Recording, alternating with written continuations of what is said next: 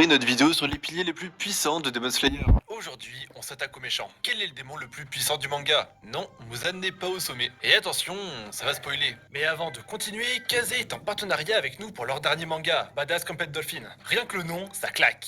Boy Samejima est Le bad boy ultime de la police. Normalement, pendant une prise d'otage, on négocie, lui, il s'incruste et tabasse les criminels. Ça ne plaît pas à la hiérarchie qui le vire de Tokyo pour le muter sur une petite île côtière. Toute calme en apparence, mais qui s'avère remplie de surprises. Son séjour au soleil est vite bouleversé par sa rencontre avec un dauphin inspecteur de police. Oui, un dauphin inspecteur de police. Et avec la carrure de The Rock en plus. Il l'amène à enquêter sur une secte qui utilise une fillette pour faire des prophéties et rassembler des fidèles. Ça semble serious business, mais ça reste un manga très comique, qui sait faire la part belle aux scènes d'action. Le dessin est charmant et on sent toute l'expérience de son auteur, Rei Tamura, le papa de Belzebub. À titre personnel, ça faisait longtemps que je n'avais pas été hypé par une nouvelle sortie. Les personnages tous burlesques et hauts en couleur, l'inspecteur dauphin et son humour improbable, la fillette à protéger toute mignonne mais qui s'avère être une véritable démon à gérer pour Boyle, la somme de toutes ces choses m'a vraiment séduit et me donne hyper envie de lire la suite. Le premier tome de Badass Complete Dolphin est dispo depuis le 12 janvier en librairie. Découvrez le tome 1 grâce au lien dans la description, c'est une série courte qui se clôt en 5 tomes, une pépite qui apportera une vraie touche d'originalité à votre collection. En tout cas, mon tome 1 a vite trouvé sa place dans ma bibliothèque.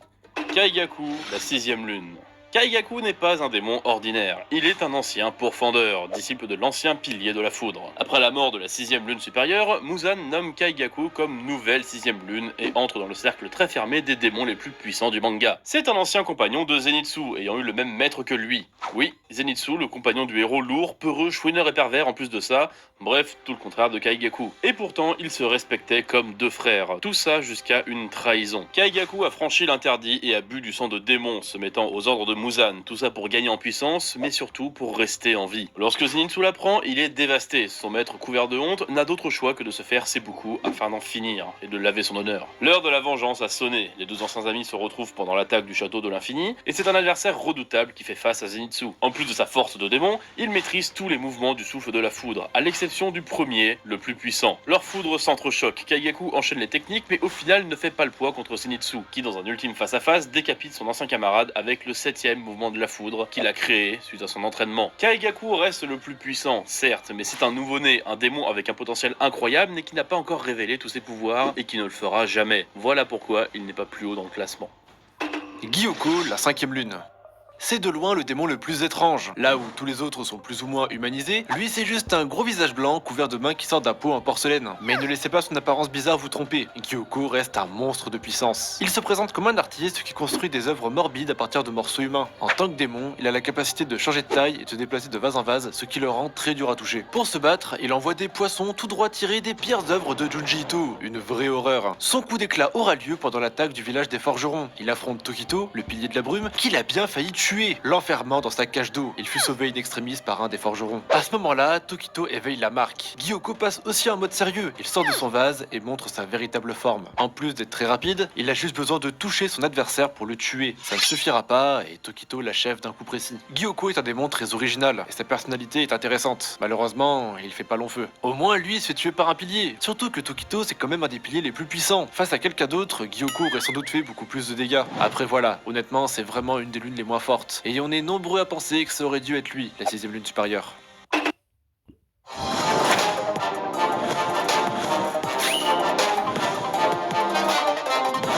Ça aurait dû être lui, la sixième lune supérieure.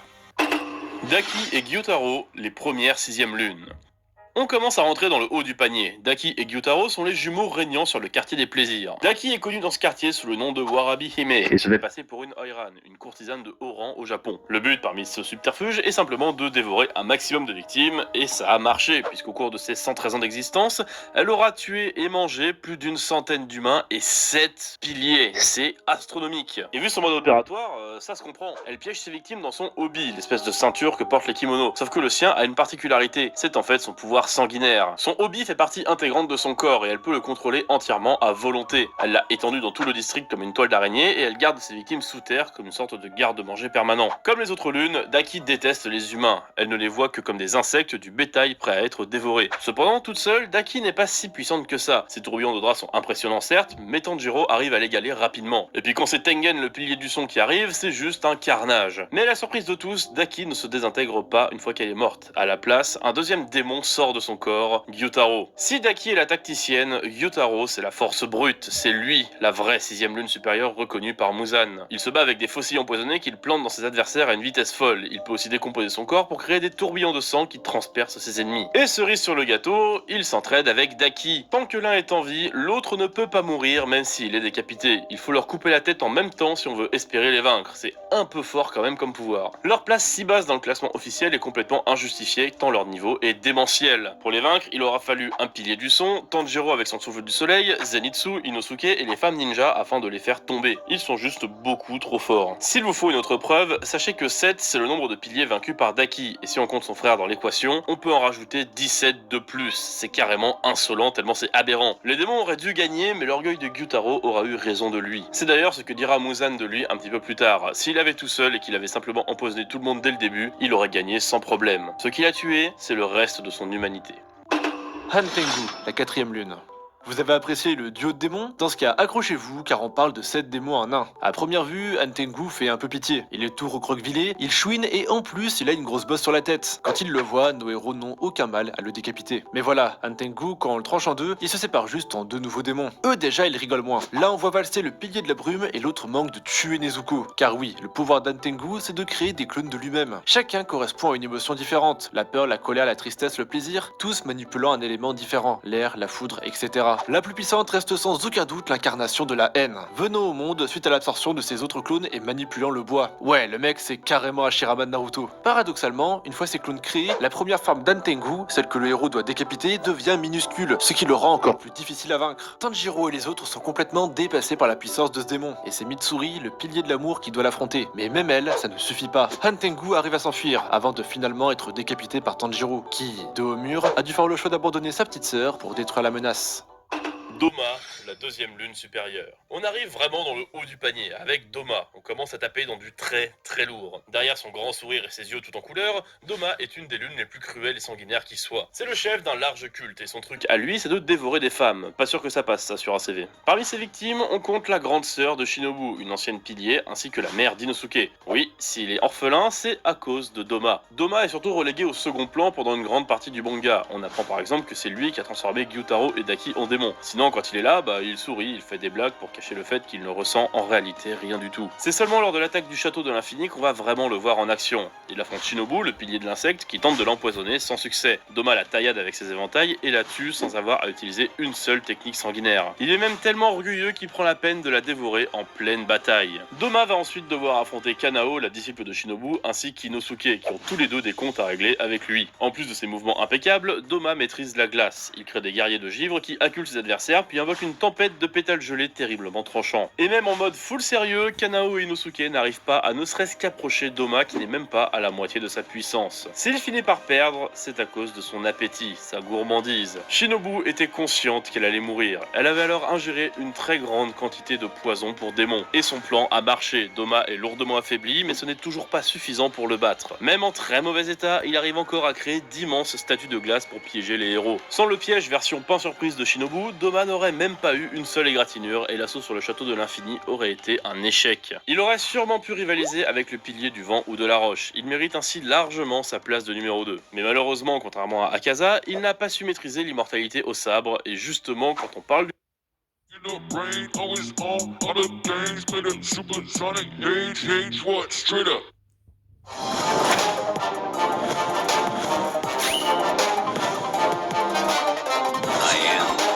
du loup, Akaza, la 3ème lune.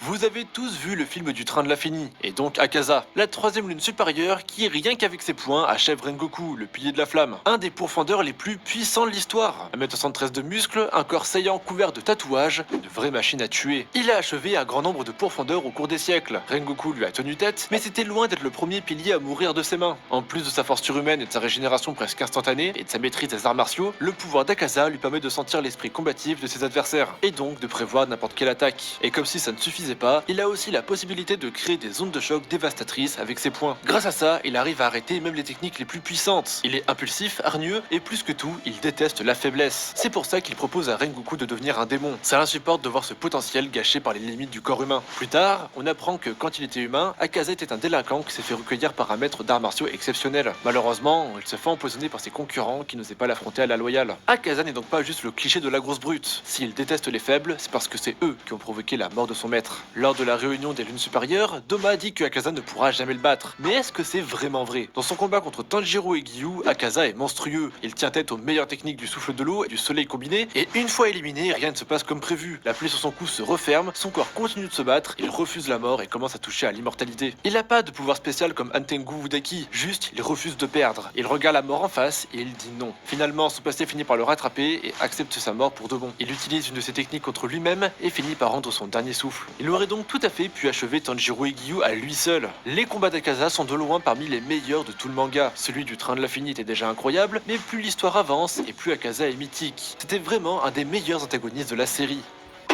Muzan. Comment? Mais Muzan, c'est le chef des démons. Il est trop puissant, il ne peut pas être que numéro 3. Et c'est vrai, Muzan est très très fort. En fait, pendant très longtemps, Muzan, on en a surtout peur. Tout le monde parle de lui comme le mal ultime, les démons n'osent même pas prononcer son nom et les lunes lui portent un respect absolu. C'est le démon primordial, celui qui a créé tous les autres. Il vit depuis plus de 1000 ans et est prêt à tout pour devenir l'être parfait, celui qui surpassera la mort. Déjà, il part sur de bonnes bases. Le décapité ne fait rien du tout. La seule manière de le vaincre, lui, c'est le soleil, un peu comme Dio. Même si dans sa première forme, Muzan est plutôt basique, voire carrément faible, c'est vraiment pendant l'attaque du château de l'infini après sa transformation qu'il dévoilera son plein potentiel. On l'avait déjà vu sous les traits d'un enfant, d'une femme ou d'un trentenaire, mais faites maintenant place à la forme dieu de la mort. De longs cheveux blancs et des boucles qui recouvrent tout son corps, dès l'instant où Muzan termine sa transformation, il décime presque tous les pourfendeurs autour de lui. Le pouvoir de Muzan est aussi simple que dévastateur. Il contrôle la totalité de ses cellules. Il peut changer son corps comme il le veut, il peut allonger ses bras pour lancer des attaques dévastatrices, se rajouter des membres, se régénérer instantanément, et comme si ce n'était pas assez, chaque coup qu'il donne empoisonne ses victimes avec son sang, leur causant d'atroces douleurs. Muzan est une abomination. Tous les piliers et tous les pourfendeurs encore en vie peinent à le retenir. Tanjiro enchaîne les techniques du soleil, mais rien n'y fait. Muzan ne peut pas être vaincu par un sabre. Il faut le retenir jusqu'à l'aube. Heureusement pour le combat final, Tamayo, l'ami démon du héros, avait réussi à empoisonner Muzan, le faisant vieillir de plusieurs milliers d'années chaque seconde. C'est au prix de nombreuses vies et des efforts de tout le monde que Muzan finira par être exposé au soleil et il brûlera dans un dernier cri de douleur. Ce qui est fort, c'est que Muzan, il a vraiment failli gagner, même face à tous les meilleurs pourfendeurs réunis. Bon, ok, certains d'entre eux étaient déjà mal en point, mais c'est quand même un véritable exploit. Personne d'autre que lui ne mérite plus le titre de roi des démons, sans pour autant être le plus fort. Kokushibo. Allez, soyez courageuse. Soyez imperturbable. Soyez comme tout le monde ou soyez comme personne. Pour chacun d'entre vous, nous déployons depuis 35 ans toute notre énergie et nos réseaux. SFR, soyez vous.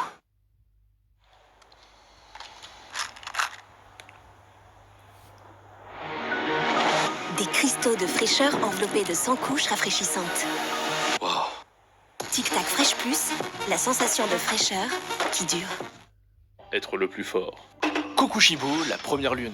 Parce que, ok, Muzan, super fort, incroyable, pas de problème, mais il faut se rappeler qu'il y a quand même failli se faire tuer par un seul homme, Yoriichi Tsugikuni, le détenteur du souffle originel et pourfendeur le plus puissant du manga. Muzan n'est donc pas complètement invincible. Par contre, il y a un autre démon qui a tenu tête à Yoriichi, et c'est son propre frère, Kokushibo. En tant que première lune, Kokushibo est vraiment terrifiant. Il ressemble en tout point à un pourfendeur, à l'exception de ses 6 énormes yeux. Quand il était encore humain, Kokushibo tentait d'égaler son frère, sans jamais y arriver. Ayant peur de mourir et de tomber dans l'oubli, il a accepté la proposition de Muzan et s'est transformé en démon. Depuis ce jour, incapable d'apprendre le souffle du soleil de son frère, Kokushibo polit depuis des siècles ses propres techniques de sabre, le souffle de la lune. Avec plus de 16 mouvements différents et un des styles les plus puissants et dévastateurs du manga, Kokushibo a gardé tous les codes de son ancienne vie. Il est calme, sérieux et respecte la hiérarchie. À 2 doigts de décapiter Akaza lorsqu'il fait trop le malin. Son combat dans le château de l'infini est légendaire. Il affronte simultanément les piliers de la brume, du vent et de la roche. Le souffle de la lune permet à Kokushibo de faire de larges attaques mortelles. Son katana fait partie de lui et il peut donc le régénérer et même l'allonger. Pour couronner le tout, il a une maîtrise parfaite du monde transparent, un état de combat très avancé qui lui permet de voir chaque muscle et chaque point faible de son ennemi. Ça a demandé un travail colossal à Tanjiro pour apercevoir ce monde ne serait-ce qu'un instant. Kokushibo, lui, y accède quand il veut. Même après avoir été coupé, cloué et décapité, Kokushibo continue de se battre. Le vent et la roche, les deux piliers les plus puissants, ne sont pas à son niveau. Ils arrivent cependant à forcer Kokushibo à se transformer en un vrai monstre. Et quand il se voit dans cette apparence hideuse, il réalise qu'il est allé trop loin et que ce n'était pas ce qu'il voulait. Depuis le début, il voulait juste être comme Yorichi, son frère qui l'admirait. En comprenant qu'il s'est complètement détaché de la voie du samouraï, Kokushibo accepte de mourir et se désintègre. Encore une fois, c'est son humanité qui l'a tué. S'il avait continué le combat, les démons auraient gagné à coup sûr.